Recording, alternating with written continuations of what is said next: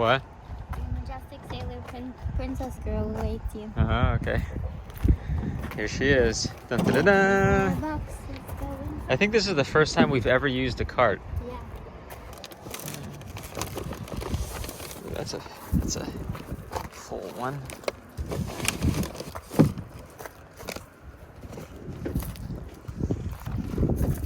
Oh, you took my spot. Sorry. Chips. Okay. Just be careful. We picked low tide.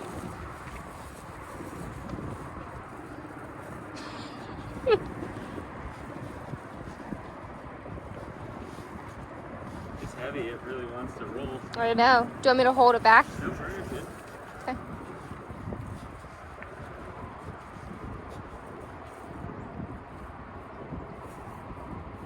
Can you imagine?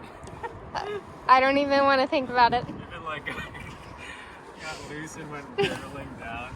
All our groceries went into the water and mud, and you got crushed. All right. We have a task. We have a task. Put all of this away. The second one is I want to go dock walking. Where we get to go for a relaxing dock walk. Yeah. And let all the money we spend marinate and enjoy the benefits of having a stocked boat because we are privileged to afford to stock our boats right now. Yes. Very privileged. Yep.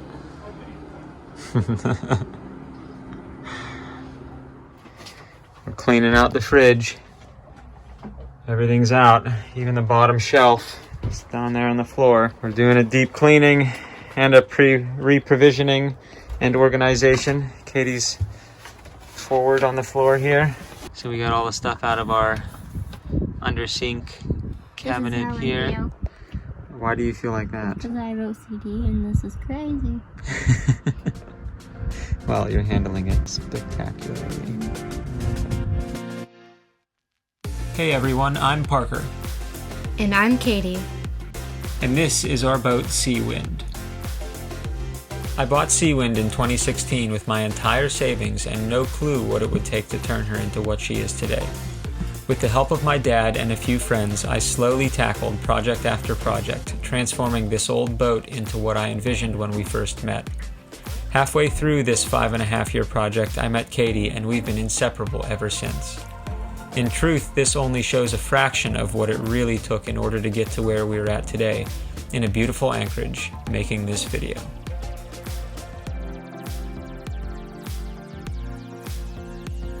Together, we have come a long way. We have learned the beautiful and brutal lessons that the water has to offer.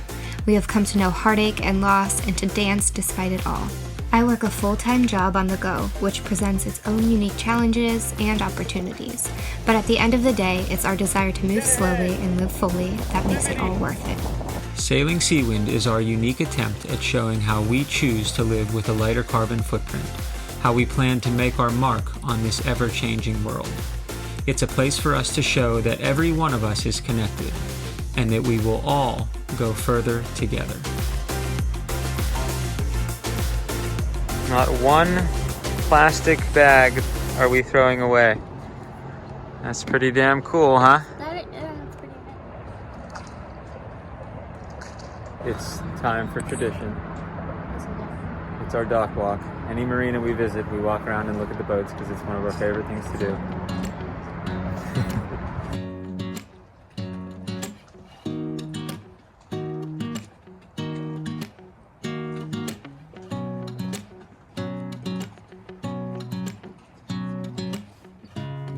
How are you? Hello.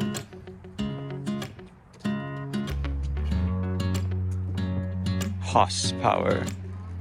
Yeah. No, I don't smell it. Did it smell vomit? No.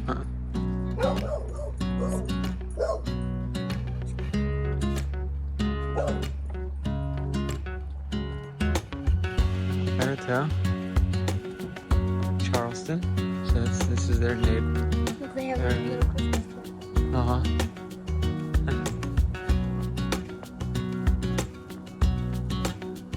Kinzua. Oh, look at Serafina. Hobart, wow.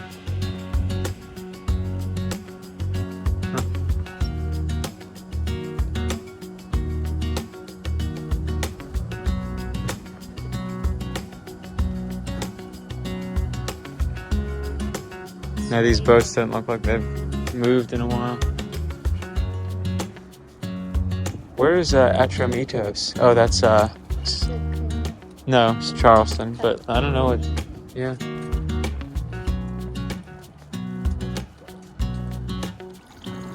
Next up on our list of things to do while at the dock was to top off the diesel tank, which took just a few trips to and from the fuel dock. Seawind's trusty Book uses about a quarter gallon of fuel per hour, which is pretty amazing. After that, our propane tank needed filling. St. John's Marina has a courtesy car available, which makes jobs like this easy peasy.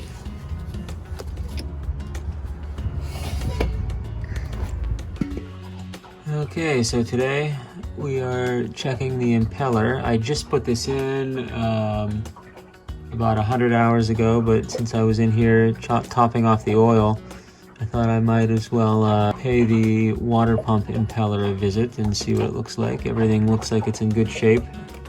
All the rubber is in real good shape. Nothing looks cracked. All the veins are present. I can't see anything out of the ordinary, so that's good. One thing that is kind of weird, so this is the new faceplate. It's a Johnson pump F35B-9. For some reason, I'm getting a little bit of a ledge here. Like the center of the vein is actually wearing a little bit on this faceplate. Which is strange. Not really sure why that would be happening. So anyway, just something to monitor, I guess. Okay, we're scooting and booting from Charleston. More specifically from St. John's Yacht Harbor. 10 out of 10 would recommend. What do you think? Great bathrooms, great laundry, courtesy car. All right, onward to greener pastures. So up here, this is we're on the Stono River right now, but the ICW has a channel that comes over from Charleston over here through to the Stono River. And up here you can see more current. We're hitching a ride on the jet stream. Yes, we are.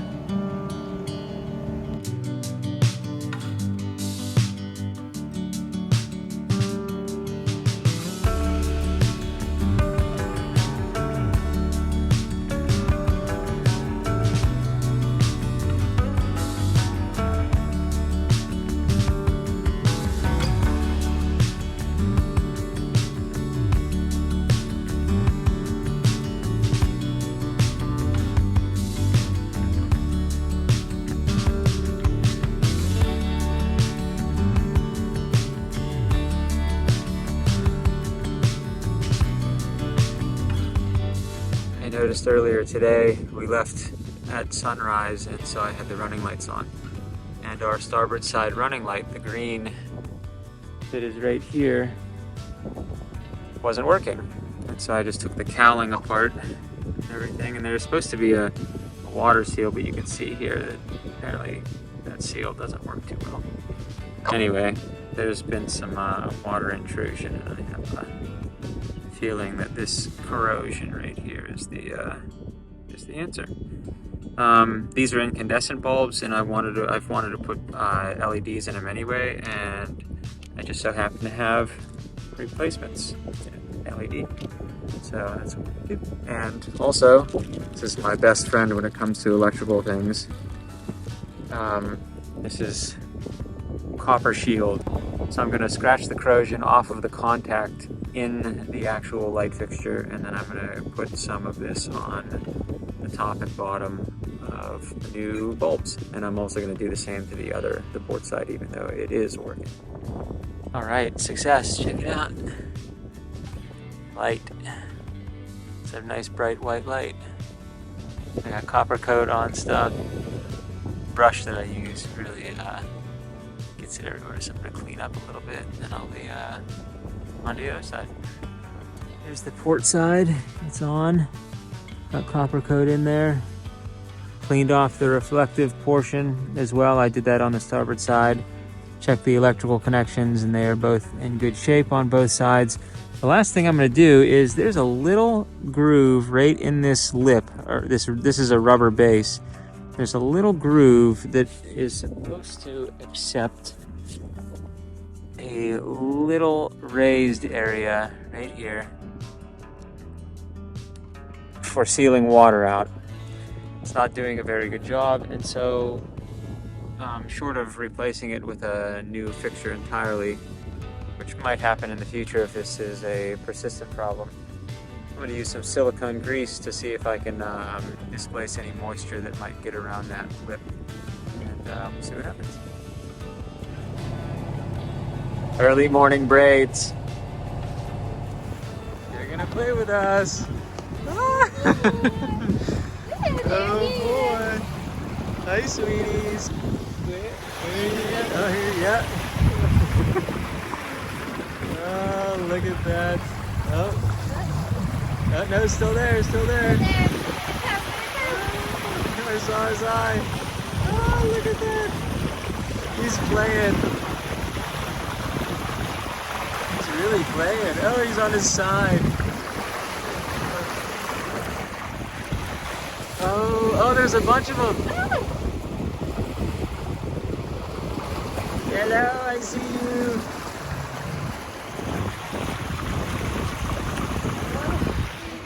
All right, what are we in front of? We are in front of the house from the Notebook. It's Martin's Point Plantation. And so you might see the dock over here, which is from the scene where Noah took Allie rowing in a boat and they saw all the birds. And then it started raining and they ran down the dock, and you have the scene where it's like, what do you want? What do you want? What do you want? It's not that simple. What do you want? That scene. Okay, here's the house. Right here. That's it. That's it. Here's the dock right there.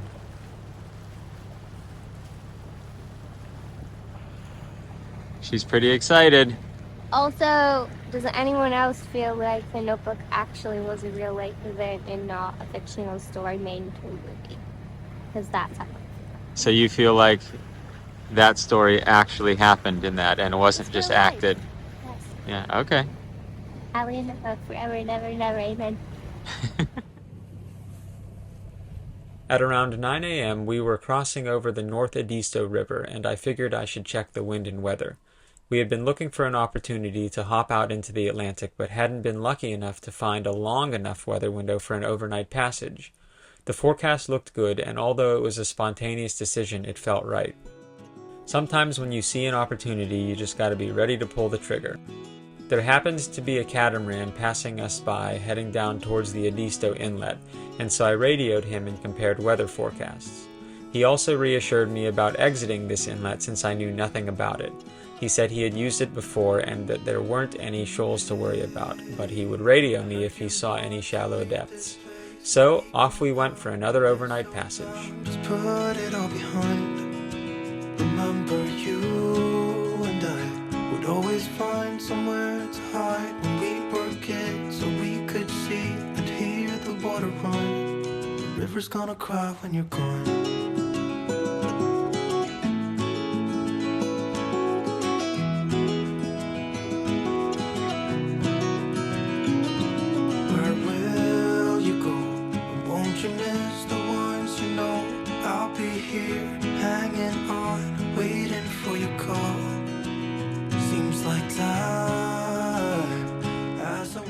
Okay, we're in the last light. There's Katie behind me. We're in the last light of the day. This is nautical twilight. We have the steaming light on. The running lights are on. Funny that I just fixed them. It is pretty warm out here. Yeah, it is, yeah. So we are passing all of these anchored freighters that are thankfully lit up like cities out here.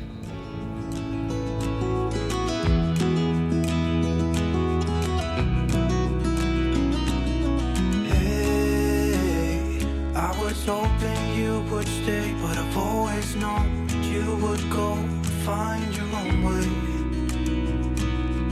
I still see when we climbed up. About 3 years ago, during our first season of sailing together, I remember watching the log go from 999 to 1,000. Now, surrounded by the glorious Atlantic, we watch it change to 3,000. That's over 2,000 miles together. 2,000 miles of laughter, tears, learning, loving, exploring.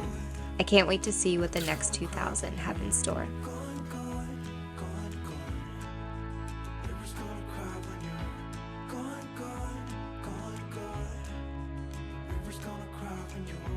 What did we do today?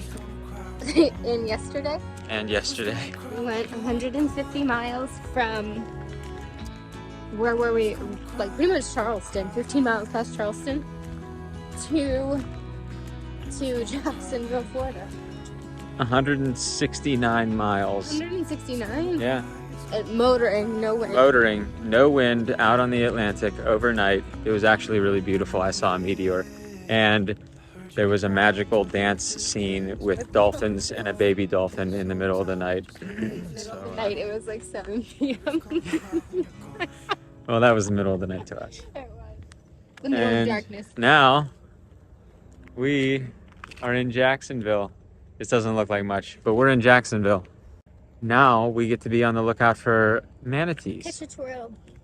Oh, there she goes. Look, Katie's in a freaking Katie's in a tampon. No, it's a tamp top. Katie is in a tank top. A tank top. A tamp top. I had no shirt on when we were motoring down the ICW from St. Mary's to this place right here. I think just the warmer weather has lifted our spirits. So yeah, one of the strangest phenomena is we left South Carolina, Beaufort, South Carolina, which is almost on the Georgia line. We left there yesterday with our foul weather gear on. And it was like we passed this magical warmth barrier. And now we're in Florida. It was 80 degrees today. That's just wild. I just don't understand. Anyway, yay to Florida. So, today is kind of an interesting day. We normally wake up and leave at the butt crack of dawn. That's been the running theme on the ICW, especially in North Carolina and South Carolina. Now that we're in Florida, we're experiencing something that we haven't experienced much of, and that is like bottlenecking of tidal currents. So there's a fixed bridge, it doesn't have to open for us, and the interesting thing about this is the currents that can go through there. Since the channel gets really narrow underneath the bridge, they can bottleneck, and if you don't time it right, you can actually have 5 knots of current against you. It is 11 o'clock right now, and we are going to be leaving in about 15 minutes, so we can get to this bridge just after slack tide. So we should have like a half a knot, maybe a knot of current with us going through. If we would have left really early in the morning like we normally do, we would have met this bridge at peak tide against us, which would have made making it under the bridge actually very dangerous. Okay, so here's the beautiful palm tree lined channel that can be a real bugger if you hit it wrong.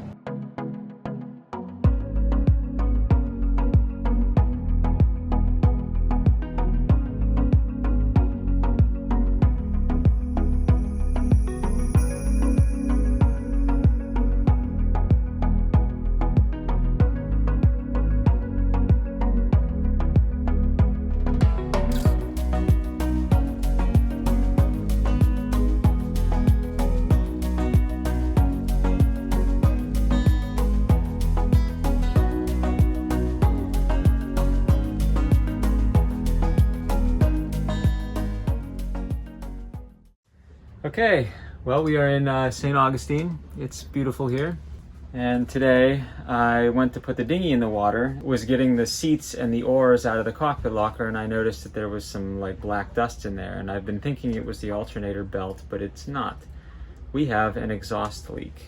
I found one part that's leaking. It's a flex pipe in the hot, dry section of the exhaust. I replaced the entire exhaust, including this flex pipe, in 2016. I have an extra flex pipe that I bought because I know how flex pipes can just go bad. They are the weak link. And so that's fine. And when I got into the cockpit locker today, I was like inspecting everything and searching around and just, looking at every part of the exhaust. The stainless steel cylinder that is original to the boat, that has been in fresh water its entire life, has developed a small pinhole leak of salt water dripping out of it on one of the welds on the bottom. Then I come in here and I notice that there's Dawn dish soap everywhere in the locker here. All over our water filter, all over there, which no big deal. I don't mind cleaning up a little bit of soap. The soap bucket broke off, so I just had to disassemble it. So now I have a soapy mess and a leaking exhaust.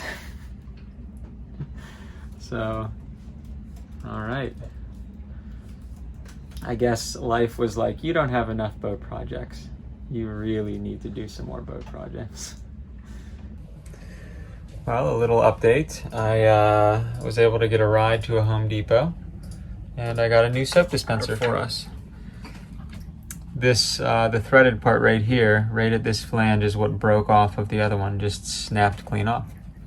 So now we're gonna have a soap dispenser, and I got a new bottle of Dawn dish soap.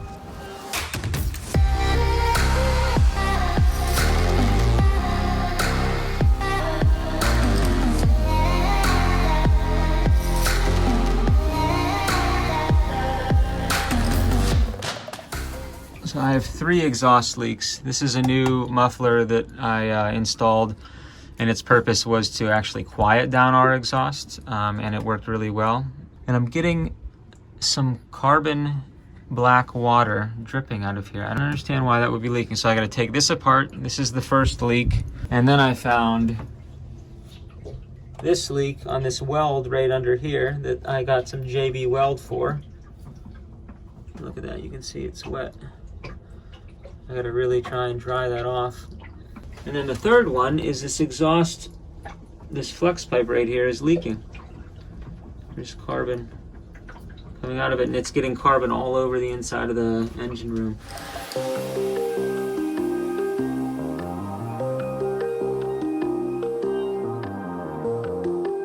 Okay, so my first suspicion was that by adding this muffler, that for some reason there might be water not draining out of the exhaust system when the engine's shut off, because that might be why water would sit in the bottom of this thing and rust the weakest part, which would be the weld. But when I just popped this hose off of the muffler, only a drop of water came out, which means that this whole system, when you shut the engine off, is properly draining water out the transom.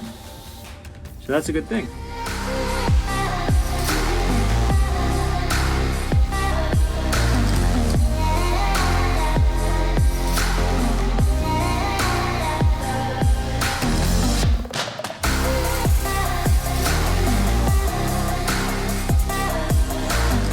Doesn't look like I can get a file up in there, so I'm going to use a piece of sandpaper here.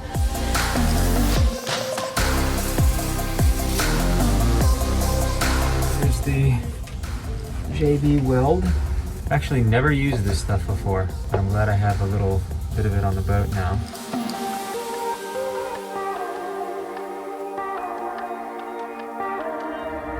Doesn't look like the worst thing ever. I don't want to really try and tool it like I do epoxy. I just want to leave it. It's just fine.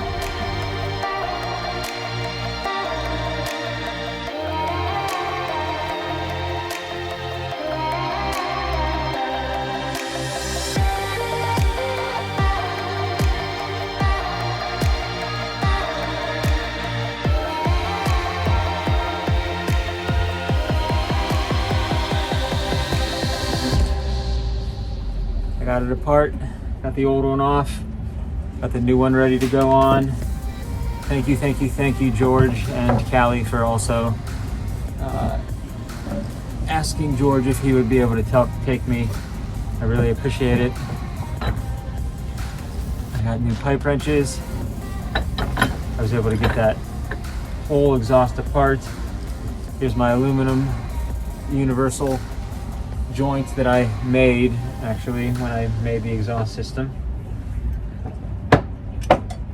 So we're gonna put this thing back together.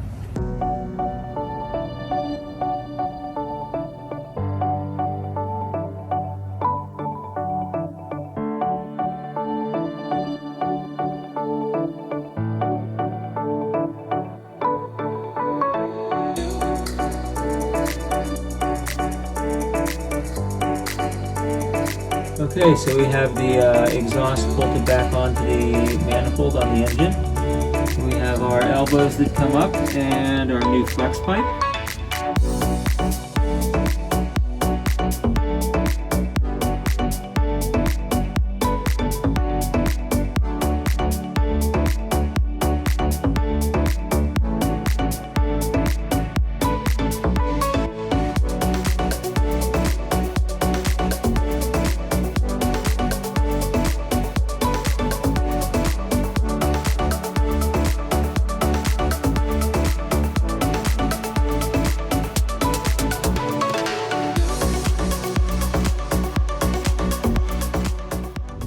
Well, this is what it looks like when you take apart your anchor or your cockpit locker.